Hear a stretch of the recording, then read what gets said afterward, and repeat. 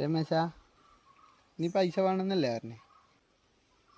നീ നാളെ രാവിലെ വാ. ആയിക്കോട്ടെ, രാവിലെ 1,00,000 ഉറുപ്പ്യുണ്ട്. എൻ്റെ കയ്യിൽ വെച്ച ചിലവായി പോവും.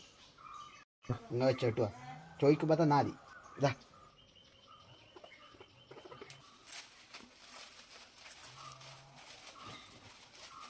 എനിക്കും അത്യാവശ്യം പൈസയുടെ ആവശ്യമുണ്ട്. ഞാൻ പിന്നെ അവരോട് പറയാൻ പറ്റും. ഒരു 50,000 രൂപ കിട്ടിയിട്ടുണ്ടെങ്കിൽ ഇപ്പോൾ തൽക്കാലത്ത് അതിനെ പിടിച്ച് നിൽക്കായിരുന്നു. എന്തിനാ 50,000 രൂപ ആക്കുന്നേ? 1,00,000 തന്നെ പിടിച്ചോ. ഇതാവാൻ തന്നെ പൈസ. അതിൽ 50 നിങ്ങൾ എടുത്തോ. ആരൊക്കെ കടം ചോദിച്ചിട്ട് വന്നാൽ ബാക്കിയുള്ളത് അപ്പേക്കും കൊടുത്തു. Flash back.